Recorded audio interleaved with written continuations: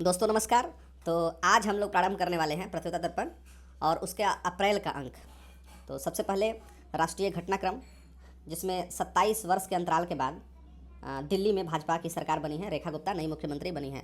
तो जो विधानसभा जो चुनाव संपन्न हुआ वह 70 सीटों के लिए संपन्न हुआ और इसकी ऐतिहासिक पृष्ठभूमि देखें तो कुल मिलाकर के 7 बार चुनाव संपन्न हुआ है। और आज़ादी बाद सबसे पहले मुख्यमंत्री थे मदन लाल खुराना। यहाँ पर दिल्ली में शासन भी राष्ट्रपति शासन भी लगा, माफ़ कीजिए, इसमें राष्ट्रपति शासन जो है वो फरवरी 2014 से लेकर के फरवरी 2015 तक राष्ट्रपति शासन भी लगा था। परिणाम की बात कर ले तो भाजपा को 48 सीटें प्राप्त हुई और आम आदमी पार्टी को 40 सीटें प्राप्त हुई। तो हम लोग याद रखेंगे कि मुख्यमंत्री रेखा गुप्ता को बनाया गया है। ये चौथी महिला मुख्यमंत्री है और दिल्ली सूबे की यह 8वीं मुख्यमंत्री है। ठीक है, तो सबसे पहले मैंने आपको बताया कि मदन लाल खुराना ये सबसे पहले मुख्यमंत्री थे और ये है। तो चलिए आगे हम लोग बढ़ते हैं और मणिपुर के बारे में देख लेते हैं।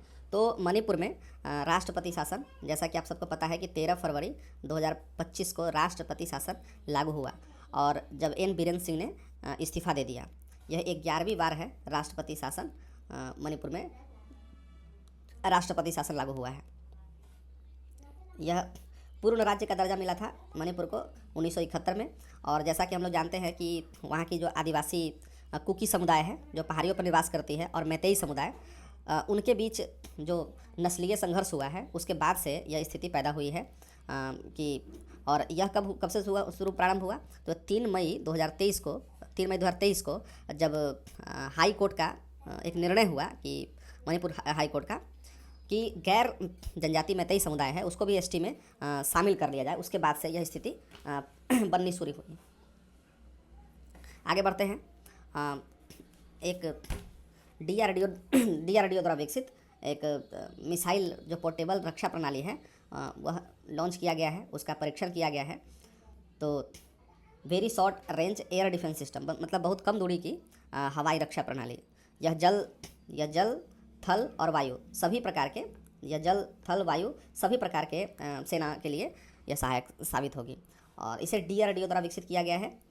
आरसीआई रिसर्च सेंटर इमारत और इसमें निजी उद्योग की भागीदारों के सहयोगों से यह विकसित किया गया है। इसकी शक्ति को देखें तो तेज़ गति से कम ऊंचाई पर उड़ने वाले लक्ष्य को यह क्या करेगा, निशाना बनाएगा और दुश्मन के विमानों, ड्रोनों और कम दूरी पर जो हवाई हमले होते हैं, हवाई खतरे होते हैं, उसका सामना करेगा। यह 3 वर्षों से इसका परीक्षण किया जा रहा है। तो हम लोग याद रखेंगे बहुत कम दूरी की हवाई रक्षा प्रणाली, very short range air defence system. और इसे कहाँ से लॉन्च किया गया है तो उड़ीसा के चांदीपुर तट से इसे लॉन्च किया गया है और इसे क्या कहा जाता है कि man portable air defence system का ही एक प्रकार है। ठीक है, तो ये थी बहुत कम दूरी की हवाई रक्षा प्रणाली। आगे बढ़ते हैं और ये काफ़ी महत्वपूर्ण है कि सेना का जो पूर्वी कमान है इसका मुख्यालय कहाँ है, फोर्ट विलियम कोलकाता में है। तो यह इसकी ऐतिहासिक पृष्ठभूमि देख लें तो 1962 के भारत चीन युद्ध में भारतीय सेना की पूर्वी कमान का मुख्यालय फोर्ट विलियम था और अब इसका नाम बदल करके विजय दुर्ग कर लिया गया है। ठीक है, और विजय दुर्ग, जैसा कि इतिहास में हम लोग जानते हैं कि छत्रपति शिवाजी के शासनकाल में नौसैनिक अड्डा हुआ करता था। तो ये है विजय दुर्ग रखा गया है इसका नाम। और मैं आपको बता दूं कि भारतीय सेना की पूर्वी कमान का मुख्यालय पहले लखनऊ हुआ करता था, जो बाद में इसे कोलकाता शिफ्ट किया गया। और हम लोग कुछ अन्य जो नाम बदले गए हैं उसे हम लोग देख लेते हैं। तो रॉस द्वीप का नाम बदल करके नेताजी सुभाष चंद्र बोस द्वीप किया गया था कुछ वर्ष पहले ही। नील आइलैंड को शहीद द्वीप में परिवर्तित किया गया था इसका नाम, और हैवलॉक आइलैंड को स्वराज द्वीप में परिवर्तित किया गया था।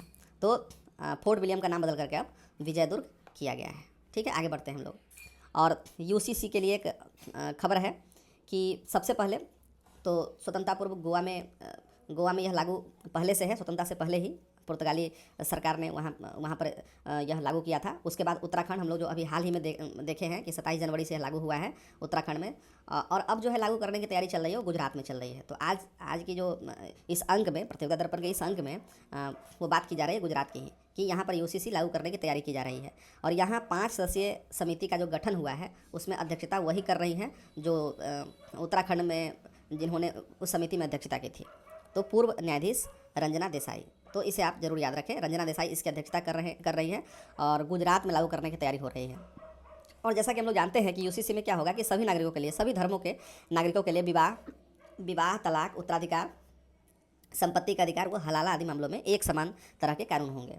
तो ये थी समान नागरिक संहिता। आगे बढ़ते हम लोग। और भारत के लिए अच्छी खबर है कि रामसर स्थलों की सूची जो है वो भारत में बढ़ गई है और अब बढ़कर 4, पहले 85 थी, अब बढ़कर के कितनी हो गई है, 89, 89 संख्या हो गई है। और जो 4 स्थल भारत से जुड़े हैं वो ये है, आप इनकी सूची आप देख रहे हैं। सक्कारा कोट्टई पक्षी अभ्यारण्य, थेरथंगल पक्षी अभ्यारण्य, ये दोनों तमिलनाडु के हैं। सक्कारा कोट्टई पक्षी अभ्यारण्य, थेरथंगल पक्षी अभ्यारण्य, ये दोनों तमिलनाडु के हैं। और सिक्किम से एक वेटलैंड है खेचे ओ पलड़ी वेटलैंड, ये सिक्किम के हैं। और उधवा झील झारखंड के हैं। तो ये 4 प्रमुख स्थल हैं जो रामसर से संबंधित है। बिहार से देख लें तो बिहार से कांवर झील और नागिनट्टी को अभी हाल ही में किया गया था, तो 2 रामसर स्थल हैं बिहार में। सर्वाधिक की बात कर ली जाए तो तमिलनाडु में सबसे अधिक 20 और उत्तर प्रदेश में उसके बाद दूसरे नंबर पर 10 रामसर स्थल हैं। हम लोग यह देखें कि 2 फरवरी 2025 को अंतर्राष्ट्रीय वेटलैंड डे मनाया जाता है। हर वर्ष 2 फरवरी को मनाया जाता है, तो इस बार भी मनाया गया और यह गोंडा में आयोजित कार्यक्रम में संपन्न हुआ था। ठीक है, तो ये थी रामसर स्थलों की सूची। और 4 रामसर स्थल भारत में जुड़ने के साथ ही अब भारत में इसकी संख्या 89 हो गई है। आगे बढ़ते हैं। हम लोग अब अंतर्राष्ट्रीय अंक की तरफ बढ़ते हैं। और अंतर्राष्ट्रीय अंक का जो सबसे पहला जो न्यूज़ है, पहला टॉपिक है, वो है कि फ्रांस जो है, फ्रांस की यात्रा प्रधानमंत्री जी ने की है, उसे हम लोग देखेंगे। तो इसके लिए फ्रांस के राष्ट्रपति इमैनुअल मैक्रोन ने निमंत्रण दिया था प्रधानमंत्री जी को आने के लिए। और प्रधानमंत्री जी के साथ अजीत डोभाल जो राष्ट्रीय सुरक्षा सलाहकार हैं और एस जयशंकर साहब जो विदेश मंत्री हैं, इनके साथ प्रधानमंत्री की यात्रा संपन्न हुई। चूँकि यह खबर जो है वो फरवरी की है, तो संपन्न हुई। इस संदर्भ में द्विपक्षीय वार्ता हुई इंडिया फ्रांस के बीच। और AI एक्शन समिट, ये द्विपक्षीय वार्ता तो हुई ही, लेकिन साथ ही AI एक्शन समिट का तीसरा संस्करण भी जो हम लोग आगे पढ़ने ही वाले हैं, वहाँ भी इन्होंने पार्टिसिपेट किया भारत ने। तो एक विशेषता हम देख लेते हैं कि एक स्थान है मार्सिले। ठीक है, तो यहाँ पर सावरकर को, जो वीर सावरकर विनायक दामोदर सावरकर हैं जी हैं भारत के और स्वतंत्रता सेनानी, तो सावरकर को श्रद्धा सुमन अर्पित किया गया प्रधानमंत्री जी द्वारा। और यहीं से ब्रिटिश बलों को चकमा देकर सावरकर भागे हुए थे। ये है एक स्थान है कि मजारग्यूज़, ये स्थान आप याद रखिएगा। मजारग्यूज़ क्या है, तो समाधि स्थल है। और समाधि स्थल किसकी समाधि स्थल है, तो प्रथम विश्व युद्ध और द्वितीय विश्व युद्ध के दौरान शहीदों जो शहीद हुए थे उनके समाधि स्थल है मजारग्यूज़ में। तो वहाँ पर भी जाकर के श्रद्धा सुमन इन्होंने अर्पित किया था। और एक ITER अंतर्राष्ट्रीय थर्मोन्यूक्लिक प्रायोगिक रिएक्टर परियोजना, इसका भी दौरा उन्होंने प्रधानमंत्री जी ने किया था। और भारत फ्रांस जो है 2026 को नवाचार वर्ष जो है वो घोषित किया है एक दूसरे के लिए। तो ये है, तो ये थी प्रधानमंत्री जी की फ्रांस यात्रा। हम लोग आगे बढ़ते हैं। अब देख लेते हैं AI एक्शन समिट जो हुआ, कृत्रिम बुद्धिमत्ता के लिए जो समिट हुआ है, भारत फ्रांस इसमें सह अध्यक्षता इन्होंने की है। उसके बाद है कि तीसरा समिट हुआ है पेरिस फ्रांस में, 10 से 11 फरवरी के बीच ये संपन्न हुआ। 80 देशों के प्रतिनिधियों ने भाग लिया इसमें।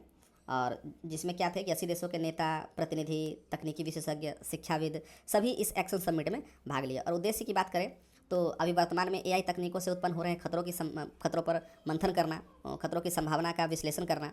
AI संबंधी निवेश भी इसमें शामिल था। AI के उपयोगों की बात हुई और AI को सभी के लिए इंक्लूसिव बनाने के लिए, ट्रांसपेरेंट बनाने के लिए और विश्वसनीय बनाने के लिए जो इस समिट का उद्देश्य था। तो ये थी AI एक्शन समिट जो कि पेरिस फ्रांस में संपन्न हुआ। आगे बढ़ते हैं। और फ्रांस के साथ ही प्रधानमंत्री जी अजित डोभाल और एस जयशंकर साहब के साथ जो प्रधानमंत्री जी की अमेरिकी यात्रा हुई फ्रांस के बाद, यह 12 फरवरी को यह यात्रा प्रारंभ हुई। और मुलाकात की बात कर ली जाए तो वहाँ के जो USA के जो राष्ट्रीय सुरक्षा सलाहकार हैं माइकल वाल्ज, उनके साथ तुलसी गिबार्ड जो नेशनल क्या है इंटेलिजेंस के प्रमुख हैं USA के, वो उनसे मुलाकात हुई। एलन मस्क से ही बात हुई।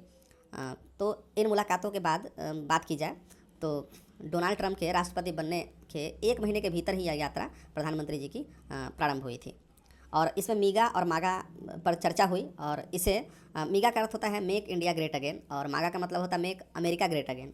तो एक साझेदारी के तौर पर एक संयुक्त विजन समृद्धि के लिए विशाल साझेदारी बनाएगा। तो ये इस पर चर्चा हुई। और 21वीं सदी के लिए यूएस इंडिया कॉम्पैक्ट, सैन्य साझेदारी, उसके बाद है त्वरित वाणिज्य और प्रौद्योगिकी के अवसर को उत्प्रेरित करना। तो इसके साथ ही, इस वार्ता के साथ ही इसका शुभारंभ हुआ। तो एक काफ़ी महत्वपूर्ण यात्रा जो प्रधानमंत्री की थी, भारतीय प्रधानमंत्री की अमेरिकी यात्रा, वो संपन्न हुई। आगे बढ़ते हैं। भ्रष्टाचार सूचकांक जो ट्रांसपेरेंसी इंटरनेशनल, जर्मनी की एक संस्था है ट्रांसपेरेंसी इंटरनेशनल, उसकी एक सूचकांक जो है भ्रष्टाचार बोध सूचकांक, उनके द्वारा जारी किया जाता है। और 13 मानकों के आधार पर किसी भी राष्ट्र में भ्रष्टाचार की स्थिति को दर्शाया जाता है। तो 2025 का रिपोर्ट आया है। तो हम लोग इस रिपोर्ट के बारे में जो सबसे महत्वपूर्ण बात है कि भारत का स्थान इसमें 96 है, ठीक है, 96वां। तो यह भारत ने 38 अंक प्राप्त किया, और इससे पहले भारत का स्थान 93वां था। तो इसका मतलब है कि स्थिति और बदतर हुई है। तो इस बदतर स्थिति में भारत का स्थान 96 आया है, ठीक है। तो आप इसे याद रखेंगे कि भारत का 96वां स्थान है। और इसमें कुल देशों की संख्या की कही जाए तो कुल 180 देशों ने इसमें पार्टिसिपेट किया। 180 कुल मिलाकर 180 देश हैं। और 180 देश से यह ट्रांसपेरेंसी जो इंटरनेशनल है, जो जर्मनी की संस्था है, वहाँ से जो मानक के आधार पर सूचना एकत्र की और उसके आधार पर इस सूचकांक को जारी किया।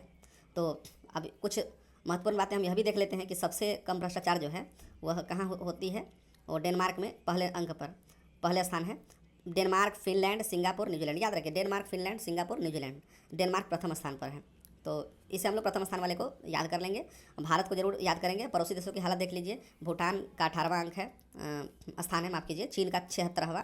ये दो, भूटान और चीन जो है, हम लोगों से यानी कि भारत से बेहतर स्थिति में है। नेपाल का 107वां स्थान है।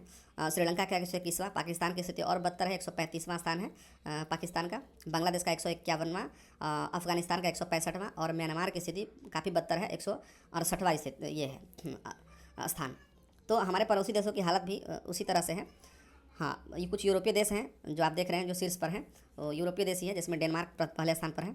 और सबसे गंभीर स्थिति देखें तो दक्षिण सूडान की है, जो 180 स्थान पर है, सबसे अंतिम स्थान पर है। सोमालिया 179वें, वेनेजुएला 178वें और सीरिया 177वें। तो आप अंक से अधिक याद करें, दक्षिण सूडान, सोमालिया, वेनेजुएला और सीरिया, ये आपके सबसे अधिक भ्रष्टाचारी देशों की सूची में शामिल है। आगे बढ़ते हैं। हम लोग बात कर ले कि इसकी तो संयुक्त राष्ट्र एक बजट होता है, ठीक है, संयुक्त राष्ट्र बजट। तो भारत ने क्या है कि भारत ने अपना योगदान नियत समय पर जमा कर दिया है। और भारत का योगदान कितने रुपए का है, कितने डॉलर का है? तो 3.764 करोड़ डॉलर भारत ने समय से पहले, यानी कि नियत समय पर, समय से पहले ही जमा कर दिया। और ऐसा करने वाले 49 देशों ने समय पर जमा किया है। तो इन्हें ऑनर रोल से सम्मानित किया जाता है। यूएन के द्वारा ऑनर रोल का दर्जा मिलता है। तो पूर्व निर्धारित तिथि तक जमा करने वाले को समिति के द्वारा, जो यूएन की समिति होती है, बजट समिति, तो उनके द्वारा ऑनर रोल की उपाधि दी जाती है। तो भारत भी इस सूची में शामिल हो गया है और यूएन महासचिव द्वारा भारत की प्रशंसा की गई। आगे बढ़ते हैं। कतर के अमीर शेख तमीम बिन हमद अल थानी, ये याद रखिएगा, कतर के अमीर शेख तमीम बिन हमद अल थानी, इनकी भारत यात्रा प्रारंभ हुई 17 फरवरी से। और गार्ड ऑफ ऑनर से इनका स्वागत किया गया। गार्ड ऑफ ऑनर से इनका स्वागत किया गया। कतर निवेश प्राधिकरण में भारत में कार्यालय का निर्णय यहाँ पर लिया गया कि भारत में कार्यालय, इस कतर निवेश प्राधिकरण है, जो कतर इन्वेस्टमेंट अथॉरिटी है, इसका एक कार्यालय भारत में खोला जाए, इसका एक निर्णय लिया गया। बात कर लेते हैं इस यात्रा की। तो आपसी संबंधों को रणनीतिक संबंधों का दर्जा प्रदान किया गया। द्विपक्षीय रणनीतिक साझेदारी स्थापना समझौते पर हस्ताक्षर की गई। और 6 सदस्यीय खाड़ी सहयोग परिषद, जिसमें एक बहराइन को छोड़ देंगे, तो इन देशों के साथ भारत के जो खाड़ी देश हैं उनके भारत के रणनीतिक साझेदारी जो है स्थापित हुई है। अगर बात कर ले इतिहास में, तो 1973 से भारत और कतर के बीच जो कूटनीतिक रिश्ते हैं वो उसकी शुरुआत हुई थी 1973 में। और मैं आपको ये बता दूं कि 29 लाख लोगों की आबादी वाला देश कतर, वहाँ पर 8 लाख भारतीय रहते हैं। तो ये काफ़ी बड़ी बात है। और हम लोग इसे याद कर लेते हैं, कतर के अमीर शेख तमीम बिन हमद अल थानी। चलिए अब आगे बढ़ते हैं और हम लोग देखते हैं कि हिंद महासागर सम्मेलन संपन्न हुआ। तो ये हिंद महासागर सम्मेलन क्या है? इस सम्मेलन का समापन या इस सम्मेलन की जो शुरुआत हुई वो ओमान मस्कट में हुआ। ओमान की राजधानी है मस्कट, वहाँ पर 16 से 17 फरवरी के बीच जो है वह चली है यह सम्मेलन। इसकी थीम की बात कर लें तो समुद्री साझेदारी के नए क्षितिज की यात्राएं। इस बार की थीम थी समुद्री साझेदारी के नए क्षितिज की यात्राएं, voice to new horizon of maritime partnership. Bharat की तरफ से प्रतिनिधित्व किसने किया? विदेश मंत्री ने। और एस जयशंकर ने सम्मेलन से अलग भी वार्ताएं की विदेश मंत्रियों के साथ, जो वहाँ पर उपस्थित विदेश मंत्री थे, जिसमें कि Bangladesh, Brunei, Bhutan, Iran, Nepal, Sri Lanka, Maldives, Mauritius, ठीक है। वह ओमान के विदेश मंत्रियों के साथ द्विपक्षीय बैठक भी विदेश मंत्री ने एस जयशंकर ने किया। मैं आपको बता दूं कि इसका सबसे पहला सम्मेलन जो है वो 2016 में आयोजित हुआ था। क्या बोल रहे हैं इनका 2016 में सबसे पहला जो सम्मेलन प्रारंभ हुआ सिंगापुर में, ठीक है। सबसे पहले सिंगापुर में पहला सम्मेलन हुआ, दूसरा कोलंबो में, तीसरा हनोई में, चौथा कोविड-19 की वजह से नहीं हो पाया, पाँचवा अबू धाबी में, छठा ढाका में और सातवां पर्थ ऑस्ट्रेलिया में यह संपन्न हुआ। तो ये थी हिंद महासागर सम्मेलन, जो काफ़ी अहम है भारत के दृष्टिकोण से, और जो समुद्री सीमाएं होती हैं और समुद्री जो रक्षा प्रणाली होती है उसके लिए काफ़ी महत्वपूर्ण वार्ता थी। और आपको मैं बता दूं कि ये SAGR सागर, ठीक है, सभी इस पर भी विचार विमर्श किया गया। तो सागर के बारे में आपने पिछले में पढ़ा होगा कि security and growth for all in the region, ठीक है, ये इस पर भी बैठक हुई। और आगे बढ़ते हैं और हम लोग अब अंतर्राष्ट्रीय वाणिज्यिक परिदृश्य में बढ़ते हैं। तो रेपो रेट की बात कर ली जाए तो रेपो रेट में 0.25% प्रतिशत बिंदु की घटोत्तरी की गई है 5 वर्ष के अंतराल के बाद ऐसा किया गया। और जैसा कि यहाँ पर लिखा भी है कि 6 फरवरी 2023 को 6.25% से बढ़ाकर कितना किया गया? 6.55 किया गया था। तो ये है 7 फरवरी 2025 के बाद हम देख लें repo rate 6.25%, repo rate reverse repo rate 3.35%, SDF 6%, bank दर 6.5%, MSF दर 6.5%, नगद आरक्षण अनुपात 4% और सांविधिक तरलता अनुपात जो है वो 18% किया गया है। तो ये 7 फरवरी 2025 से प्रमुख जो बैंकिंग दरें हैं वो आपके सामने हैं। आगे बढ़ते हैं और एक आयकर विधेयक जो अभी लोकसभा में प्रस्तुत किया गया है वो 64 वर्ष पुराने आयकर अधिनियम 1961 का स्थान लेने वाली है। और यह प्रवर समिति को संदर्भित किया गया है। 31 सदस्यीय ये समिति है। इसकी अध्यक्षता कौन कर रहे हैं? भाजपा के सांसद बैजयंत पांडा है, वो कर रहे हैं। इसमें प्रमुख बदलाव क्या दिया गया है? तो मूल्यांकन वर्ष के स्थान पर अब टैक्स ईयर किया गया है, मतलब कि असेसमेंट ईयर के स्थान पर टैक्स ईयर जो है वो कहा जाएगा। अध्यायों की संख्या भी घटाई जाएगी, 47 से घटाकर 23 का प्रस्ताव है। और सेक्शंस जो 819 सेक्शंस थे उसके स्थान पर 536 सेक्शन करने की बात है। शब्दों की संख्या की लगभग आधी हो गई है, तो 5,12,535 जो शब्दों की संख्या थी उसके स्थान पर 2,59,676 करने की बात हो रही है। तो यह विधेयक जब पूर्ण रूप से जब सामने आ जाएगा तो हम लोग डिटेल्स में पढ़ेंगे ही, लेकिन फिलहाल जो बात की जा रही है तो उस पर हम लोग केवल देखेंगे। प्रवर समिति को संदर्भित किया गया है और अध्यक्ष कौन है? बैजयंत पांडा है। आगे बढ़ते हैं और देश में बागवानी उत्पादन की बात हम देख लेते हैं। तो एक रिपोर्ट जो है 2024-25 जून जुलाई के लिए कृषि मंत्रालय के पहले अग्रिम अनुमान जो है उन्होंने लगाया है। तो 2023-24 की बात कर ली जाए तो 29.09 मिलियन हेक्टेयर में जहां बागवानी होती थी, वहीं 2024-25 में यह 28.84 मिलियन हेक्टेयर में क्षेत्रफल में बागवानी की गई, जो कमी को दर्शाता है कि इतने भाग में जो आप घटा लीजिएगा, घटाने के बाद इतने क्षेत्रफल में कमी आई है। क्षेत्रफल की बात हो रही है। उत्पादन की बात को देखें तो 354.76 मिलियन टन के स्थान पर 362.09 मिलियन टन उत्पादन हुई है। देखिए आप, क्षेत्रफल घटा है परंतु उत्पादन बढ़ा है। और वृद्धि की बात कर लेते हैं, वो अंतर कितना है? वो वाला अंतर 7.34 मिलियन टन अंतर है और 2.07% की वृद्धि दर्शाई गई है कुल उत्पादन में। तो ये थी देश में बागवानी उत्पादन। अब देख लें कि जो विदेशी उत्पादों पर पारंपरिक टैरिफ जो आरोपित किए जा रहे हैं, अभी वर्तमान में हाल ही में अभी डोनाल्ड ट्रंप ने शपथ लिया है और शपथ लेने के साथ ही कई तरह के उन्होंने बदलाव किए हैं। तो उन बदलावों में एक यह भी बदलाव है कि सभी देशों पर अप्रत्याशित रूप से टैरिफ ला दी जा रही है। और अभी आपको अगर समाचार देखते होंगे तो उसमें पता भी होगा कि चीन और अमेरिका में टैरिफ वार की जैसी स्थिति है। तो डोनाल्ड ट्रंप की घोषणा की गई कि रेसिप्रोकल टैरिफ जो है वो पॉलिसी की घोषणा की गई है। मतलब आप जितना लगाएंगे जैसे को तैसा के तर्ज पर टैरिफ लगाने की घोषणा की गई है ट्रंप द्वारा। भारत का आयात शुल्क कम इससे क्या होगा, अगर ऐसी स्थिति होगी तो भारत को आयात शुल्क कम करना पड़ेगा। ठीक है, भारत को आयात शुल्क कम करना पड़ेगा। और इस घोषणा का असर हुआ कि बीएसई में एक दिन में 1008 अंक की गिरावट दर्ज की गई और निफ्टी में एक दिन में 309 अंक की गिरावट दर्ज कर दी गई। तो ये था विदेशी उत्पादों पर पारंपरिक टैरिफ जो आरोपित की जा रही है डोनाल्ड ट्रंप द्वारा, अमेरिका द्वारा। आगे बात कर लेते हैं, पाकिस्तान के साथ पहली बार बांग्लादेश का व्यापार प्रारंभ हुआ है। तो ये 54 वर्षों में ये पहली बार है, पहला अवसर है बांग्लादेश बनने के बाद यह पहला अवसर है कि पाकिस्तान से व्यापार जो है प्रारंभ किए जा रहे हैं। तो ट्रेडिंग कॉरपोरेशन ऑफ पाकिस्तान के माध्यम से 50,000 टन पाकिस्तानी चावल खरीदने पर सहमति बनी है। तो हम लोग को जस्ट ये याद रखना है कि कौन से देश ने अपने आज़ादी के बाद से पहली बार व्यापार जो है प्रारंभ किया है, तो और कोई नहीं है, बांग्लादेश है। हम लोग आगे देखें तो एक काफ़ी महत्वपूर्ण है जोगी घोपा अंतर्देशीय जल टर्मिनल, जो आपको बता दूं कि राष्ट्रीय जल मार्ग 2 पर बनाया गया है। और ये कहाँ बनाया गया है, असम के बोगाईगांव जिले में ब्रह्मपुत्रा नदी के किनारे जोगी घोपा अंतर्देशीय जल टर्मिनल बनाया गया। इसका उद्घाटन किसने किया, तो सर्बानंद सोनोवाल ने किया है, जो अभी वर्तमान में क्या है, बंदरगाह, जहाज रानी और जल मंत्री हैं। तो ये जो जोगी घोपा अंतर्देशीय जल मार्ग है उसे देखें तो भूटान के गेलेफू जो बाउंड्री है, भूटान की जो सीमा है भारत के साथ, गेलेफू वहाँ से 91 किलोमीटर दूर है, बांग्लादेश की सीमा से 108 किलोमीटर दूर है और गुवाहाटी से 147 किलोमीटर दूर है। तो यह है जोगी घोपा अंतर्देशीय जल टर्मिनल। आगे हम लोग बढ़ें और वित्तीय स्वास्थ्य सूचकांक 2025 को देखें तो यह हर साल नीति आयोग द्वारा यह जारी किया जाता है, वित्तीय स्वास्थ्य सूचकांक।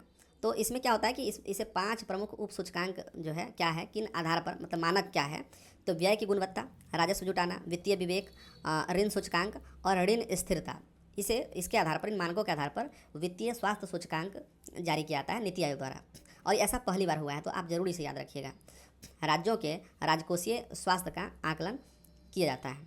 इसका उद्घाटन किसने किया, तो नीति आयोग के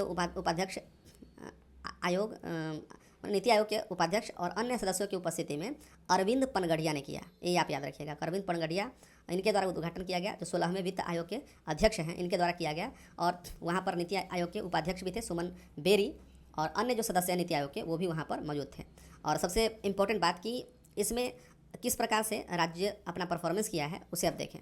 तो अचीवर्स की कैटेगरी में, अचीवर्स की बात कर लेते हैं, जिन्होंने काफ़ी अच्छा परफॉर्मेंस किया है, उन कैटेगरी में जो 1 से 5 तक रैंक रखते हैं, उड़ीसा, छत्तीसगढ़, गोवा, झारखंड और गुजरात। उड़ीसा इसमें प्रथम स्थान पर है अचीवर्स की कैटेगरी में, उड़ीसा, छत्तीसगढ़, गोवा, झारखंड और गुजरात। कुल मिला के 18 राज्यों का मूल्यांकन किया गया इसमें, तो 1 नंबर पर है उड़ीसा।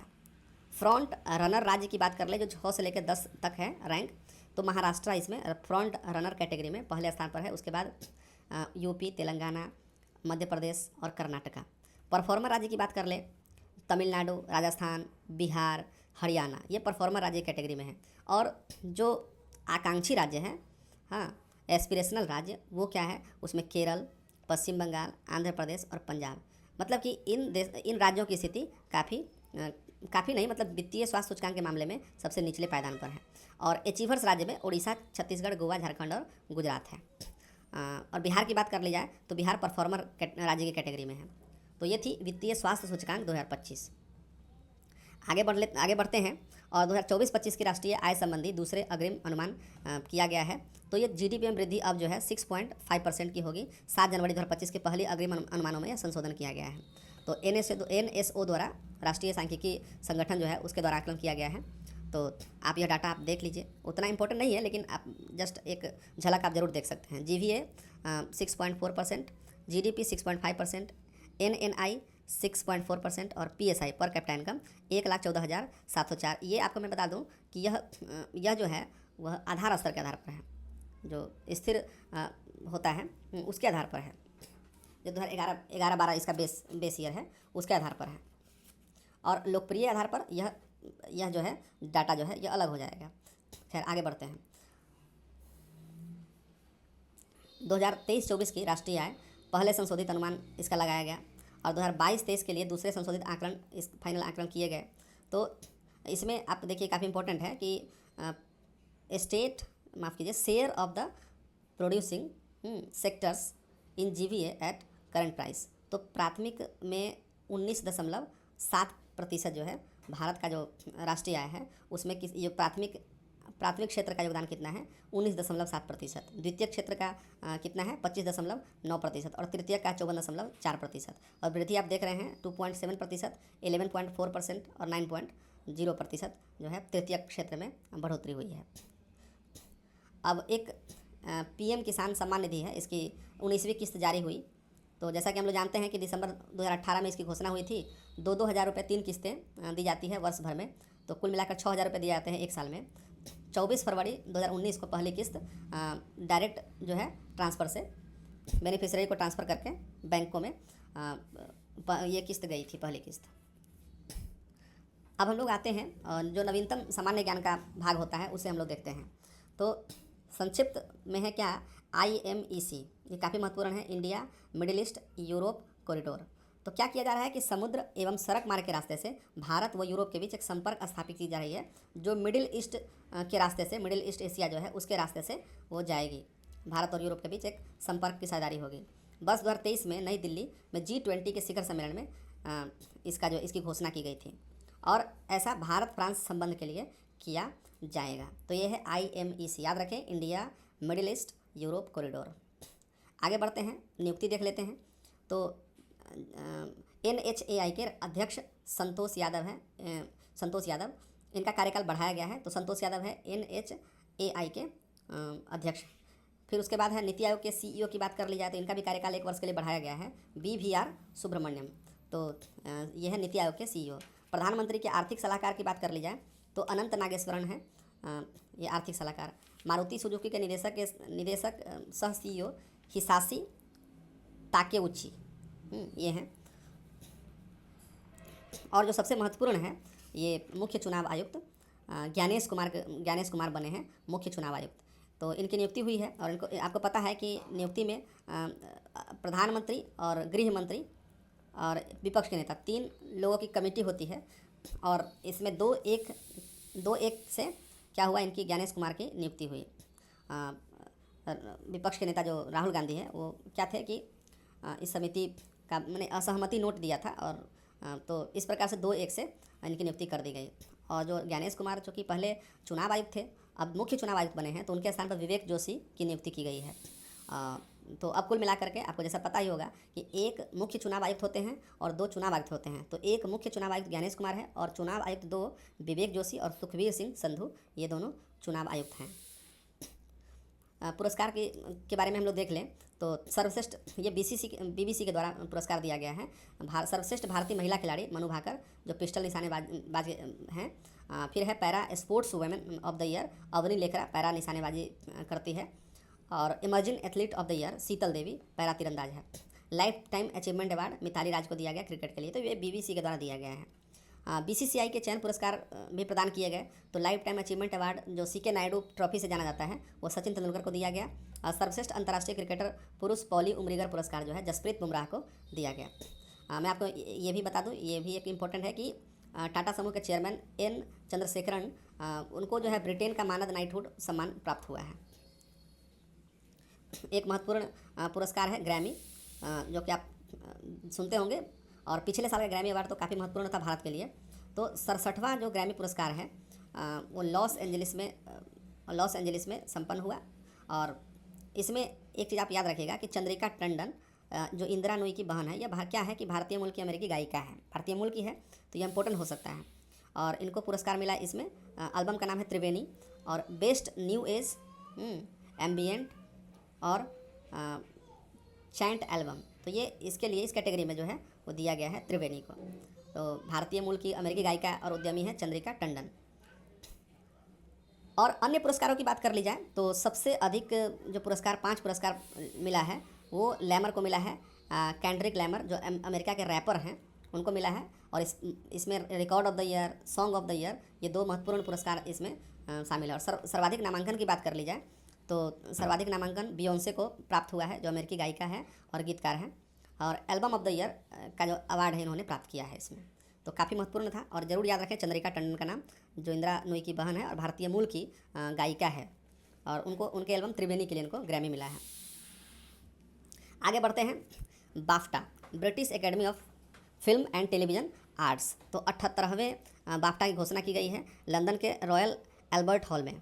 सर्वश्रेष्ठ गैर अंग्रेजी फीचर फिल्म, याद रखिएगा, सर्वश्रेष्ठ गैर अंग्रेजी फिल्म, इस कैटेगरी में भारत के एक मूवी है all we imagine as light, जो पायल कपाड़िया की मूवी है, all we imagine at as light, इनको नामांकन मिला था। हालांकि प्राप्त नहीं हुआ, प्राप्त तो फ्रांस की एक फिल्म को प्राप्त हुई, लेकिन इनको नामांकन मिला था पायल कपाड़िया की movie all we imagine at as light, ठीक है। और अवार्ड की बात कर ली जाए तो बेस्ट डायरेक्टर, जो द ब्रूटलिस्ट के डायरेक्टर हैं ब्रैडी कार्बेट, इनको प्राप्त हुआ। सर्वश्रेष्ठ फिल्म की बात कर लिया जाए तो एडवर्ड बर्गर की फिल्म है कॉन्क्लेव, इसको मिला। सर्वश्रेष्ठ अभिनेता द ब्रूटलिस्ट के हैं एड्रियन ब्रॉडी, इनको प्राप्त हुआ। और सर्वश्रेष्ठ अभिनेत्री का पुरस्कार एनोरा, एक मूवी है उसकी जो अभिनेत्री है मिकी मेडिसन, उनको प्राप्त हुआ। तो ये थी British academy of film and television arts. अब बात कर लेते हैं निधन की, तो इसमें 2-4 हैं, 3 लोग हैं। आप देखिएगा सैम नुजोमा, सैम नुजोमा, ये 95 वर्षीय, तो सबसे पहले ये स्वतंत्र नामीबिया के पहले राष्ट्रपति थे, ठीक है। तो ये इनका निधन 95 वर्ष की आयु में हो गया। तो आप जस्ट याद रखेंगे नामीबिया के पहले राष्ट्रपति थे सैम नुजोमा। नवीन चावला की बात कर ली जाए तो इनका भी निधन 79 वर्ष की अवस्था में हो गया, और ये पूर्व मुख्य चुनाव आयुक्त थे, ठीक है। 2005 से 9 तक ये चुनाव आयुक्त रहे, और अप्रैल 2009 से जुलाई 2010 तक ये मुख्य चुनाव आयुक्त रहे हैं नवीन चावला। आगे है कि आगा खान चतुर्थ, ये देखिए इस्माइली मुस्लिम समुदाय के आध्यात्मिक नेता होते हैं, जैसे कि पोप होता है ये क्रिश्चियनिटी में, उसी प्रकार से इस्माइली मुस्लिम समुदाय में एक आध्यात्मिक नेता होता है। तो 49वें इमाम प्रिंस करीम अल हुसैन आगा खान चतुर्थ, इनका निधन हो गया, और इनके उत्तराधिकारी जो 50वें आगा खान बनाए गए, उनके पुत्र को ही बनाया गया। तो आगा खान चतुर्थ का निधन हो गया। अब कुछ महत्वपूर्ण हम लोग दिवस और वर्ष ये सभी देख लेते हैं। तो जैसा कि आपने पढ़ा भी होगा कि वर्ल्ड वेटलैंड डे 2 फरवरी को मनाया जाता है। वेटलैंड, श्रीलंका का स्वतंत्रता दिवस 4 फरवरी को, और उसी दिन विश्व कैंसर दिवस भी मनाया जाता है। 10 फरवरी को राष्ट्रीय कृषि मुक्ति दिवस, और उसी दिन विश्व दाल दिवस मनाया जाता है। 11 फरवरी को विज्ञान के क्षेत्र में महिलाओं और बालिकाओं का अंतर्राष्ट्रीय दिवस 11 फरवरी को मनाया जाता है। राष्ट्रीय उत्पादकता दिवस, यह 12 फरवरी को मनाया जाता है। विश्व रेडियो दिवस, यूनेस्को द्वारा 36वें सत्र में 2011 में इसकी स्वीकृति दी थी, तो 13 फरवरी को यह विश्व रेडियो दिवस मनाया जाता है। 20 फरवरी को संयुक्त राष्ट्र सामाजिक न्याय दिवस मनाया जाता है, और उसी दिन अरुणाचल प्रदेश और मिजोरम का स्टेटहुड दिवस है, माने राज्य दिवस जो है 20 फरवरी को मनाया जाता है। 21 फरवरी को अंतर्राष्ट्रीय मातृभाषा दिवस मनाया जाता है। 24 फरवरी को केंद्रीय उत्पाद एवं शुल्क दिवस मनाया जाता है। राष्ट्रीय विज्ञान दिवस, ये आप याद रखें, काफ़ी महत्वपूर्ण है। 28 फरवरी को राष्ट्रीय विज्ञान दिवस मनाया जाता है। और हम लोग मनाते क्यों हैं, तो रमन प्रभाव की खोज हुई थी 28 फरवरी 1928 को, और इसके लिए उनको नोबेल भी मिला था। जो सीवी रमन थे, उनको नोबेल भी पुरस्कार मिला था 1930 में। तो काफ़ी गर्व की बात है। 28 फरवरी को राष्ट्रीय विज्ञान दिवस हम लोग मनाते हैं। अब कुछ पुस्तकें हम लोग देख लेते हैं, 4 काफ़ी महत्वपूर्ण पुस्तकें हैं। तो द सर्किल ऑफ लाइफ, इसके रचनाकार हैं सुधा मूर्ति। अगला है the new icon, Savarkar and the facts, Arun Shourie की पुस्तक है the new icon, Savarkar and the facts, Arun Shourie. Orbital की बात कर ले तो सामंथा हार्वे, ये ऑर्बिटल के रचनाकार है Samantha Harvey. Wild fiction, Amitabh Ghosh की पुस्तक है, वाइल्ड फिक्शन अमिताभ घोष की पुस्तक है। अब कुछ महोत्सव है, इसे हम लोग देखते हैं। फेस्टिवल में यहाँ पर 2 प्रमुख हैं, तो आप इसे देखें कि पहला सबसे महत्वपूर्ण आदि महोत्सव है। तो आदि महोत्सव क्या है कि राष्ट्रीय जनजाति महोत्सव, इसका मूल नाम है राष्ट्रीय जनजाति महोत्सव। यह 18 से 24 फरवरी के बीच मनाया गया। Major Dhyan Chand stadium new Delhi में इसका आयोजन हुआ, और यह ट्राइफेड द्वारा 2017 से लगातार आयोजित होती रही है। तो ट्राइफेड क्या है, तो tribal cooperative marketing development federation of India, TRIFED, ठीक है। तो इसमें क्या है ना, कुल मिलाकर 30 राज्यों ने भाग लिया, और 600 आदिवासी कारीगर इसमें भाग लिया। और इसका शुभारंभ श्रीमती द्रौपदी मुर्मू के द्वारा हुआ, इसका उद्घाटन राष्ट्रपति के द्वारा। और इसमें कई प्रकार के जो आदिवासी आदिवासी लोक नृत्य की जो प्रस्तुतियाँ की गई, तो कुछ प्रस्तुतियों के बारे में हम लोग देख लेते हैं। छहू जो झारखंड का लोक नृत्य है उसकी प्रस्तुति की गई। कालबेलिया राजस्थान, गौरमाड़िया छत्तीसगढ़, सिद्धि धमाल गुजरात और अंगी गेर यह राजस्थान का लोक नृत्य है। वहाँ के आदिवासी का लोक नृत्य है अंगी गेर, तो ये राजस्थान का लोक नृत्य है। तो ये आपका है आदि महोत्सव जो संपन्न हुआ दिल्ली में मेजर ध्यानचंद जो राष्ट्रीय स्टेडियम है वहाँ पर संपन्न हुआ। एक है सूरज कुंड अंतर्राष्ट्रीय हस्तशिल्प मेला 2025। इसका उद्घाटन कहाँ हुआ? तो फरीदाबाद के सूरज कुंड गांव में, फरीदाबाद जिला जो कि हरियाणा में पड़ता है, यह सूरज कुंड गांव है, तो वहाँ पर यह संपन्न हुआ सूरज कुंड अंतर्राष्ट्रीय हस्तशिल्प मेला।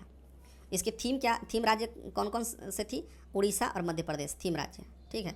और मेले में भागीदारी देश का दर्जा बिम्स्टेक देशों को प्रदान किया गया। बिम्स्टेक में जितने भी देश हैं उनको प्रदान किया गया।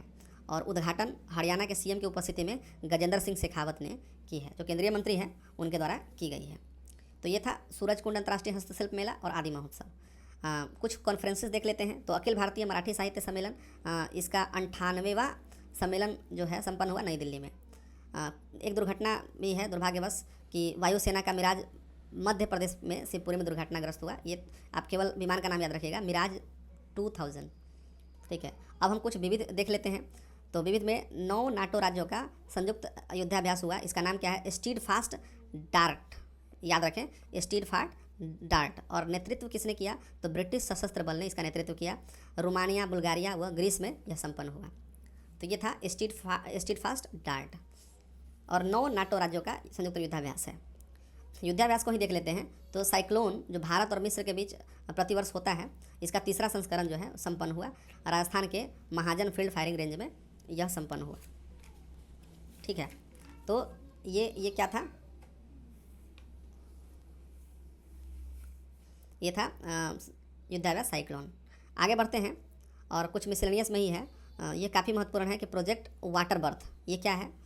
तो project water birth internet connectivity में सुधार लाने के लिए अमेरिका, ब्राज़ील, भारत, दक्षिण अफ्रीका और अन्य स्थानों पर एआई की पहुंच सुगम बनाने के लिए अरबों डॉलर का निवेश की इस परियोजना की घोषणा जो है किसने की है? तो फेसबुक, व्हाट्सएप व इंस्टाग्राम के स्वामित्व वाले अमेरिकी टेक्नोलॉजी ग्रुप मेटा, याद रखिएगा, मेटा ने की है।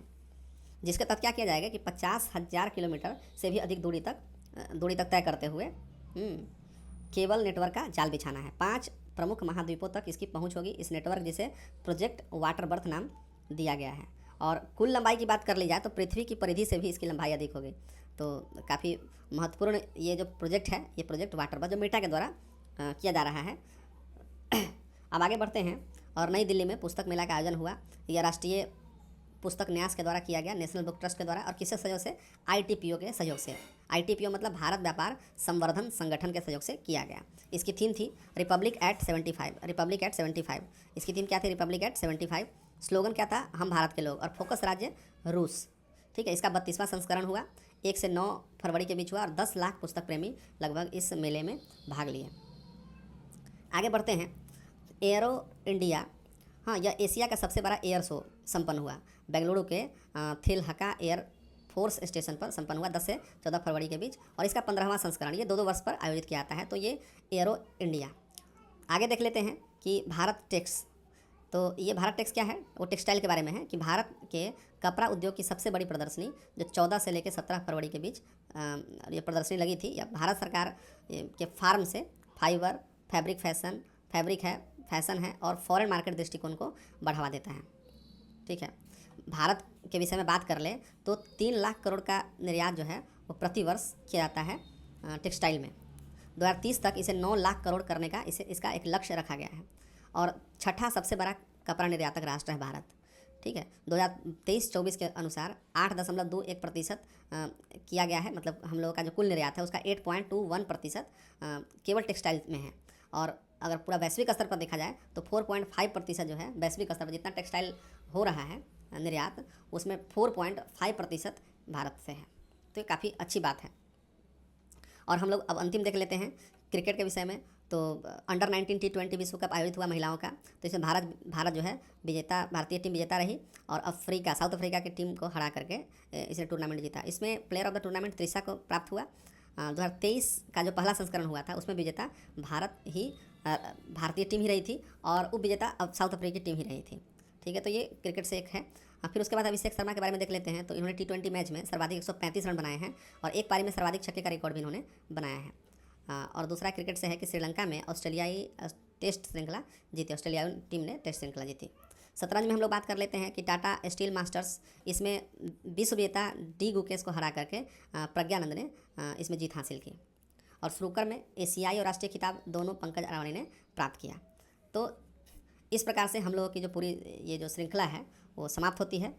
यह कौन सा अंक था? तो यह अप्रैल 2025 का अंक था प्रतियोगिता दर्पण का। तो इसे हम लोग समाप्त करते हैं और फिर मिलते हैं अगले अंक में जो कि मई का होगा। हम लोग कुछ ही दिन में, 2-4 दिन में हम आपको वो वीडियो भी अपलोड कर देंगे। तब तक इसे आप अध्ययन करें, इसका रिवीजन करें और आशा है कि आपको इससे एग्ज़ाम में बेहतर परिणाम दिखेंगे। धन्यवाद।